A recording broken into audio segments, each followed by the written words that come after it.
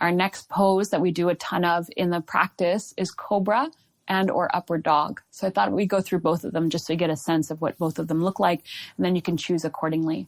So Alejandro is going to go ahead and come back onto hands and knees. And then from here, just take your knees a little further out behind you. You're going to lower all the way down to the ground from here. So plank pose on the knees, and he'll come all the way down. He'll place the tops of the feet on the ground like we talked about earlier. So Cobra pose is a mild back bend. The higher your shoulders go, the more intense it is. So you can kind of choose for your own body what works.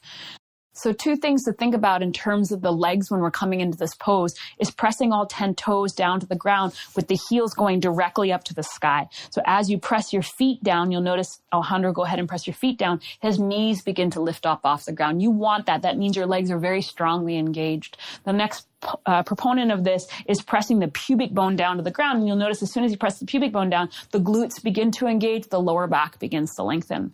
He'll keep all that and then gently clawing the mat with the finger pads. His hands are lining up again with his mid to upper chest. And then as he claws the mat, he's just engaging the hands. From here, pressing the pubic bone down, begin to peel your torso up off the ground, keeping your lower ribs on the earth for the first part. You'll notice his elbows are out to the sides. You want to keep them just gently out to the sides. Alejandro could actually bring them in just a little bit closer towards him. And now shrug your shoulders onto your back. From there, as you draw the shoulders onto your back, you're really broadening through the chest. Last little part, and he's doing it so well here, is that we want the neck to be long. So his chin is softly towards the chest, back of the head to the ground. What tends to happen for a lot of people is they look up towards the ceiling. Alejandro, would you mind looking up to the ceiling? So you'll notice that as he looks up towards the ceiling, we no longer have length in the neck. So the biggest thing I want you to think of is keep the chin softly towards the chest, like you're holding a grapefruit in between your chin and your chest. And then your gaze is just down and softly forward. And then you're breathing into the upper part of your lungs. So this is a chest opener and a back strengthener. So you ideally want to be feeling these mid-back muscles engaging as well as your glutes, right, and your legs. Thank you, Alejandro. Go ahead and put your forehead down on the ground. The second alternative for a back bend is upward dog. This one's a lot more intense on the back, so do watch Alejandro as he does it, and then you can kind of make a choice about whether or not that's going to work for your spine right now.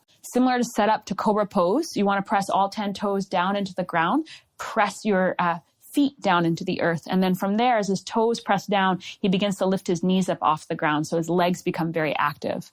As in Cobra pose, he'll press his pubic bone down towards the ground. You'll feel the glutes begin to engage, your bum begin to engage, good sign. And then you'll slide your hands closer towards your lower ribs so that your thumbs line up with your lower ribs. So Alejandro, go ahead and slide your hands back. Great.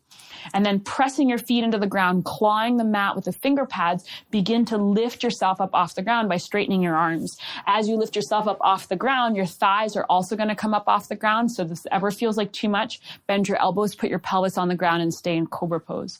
In upward dog, you want to keep pressing your feet down into the ground. And then like we talked about in Cobra pose, you want to draw the shoulders onto the back. This broadens the chest and deepens the back bend. And then from here, you either can lie back down again or roll over the toes and come into down dog. So go ahead and roll over your toes and lift your hips up to the sky.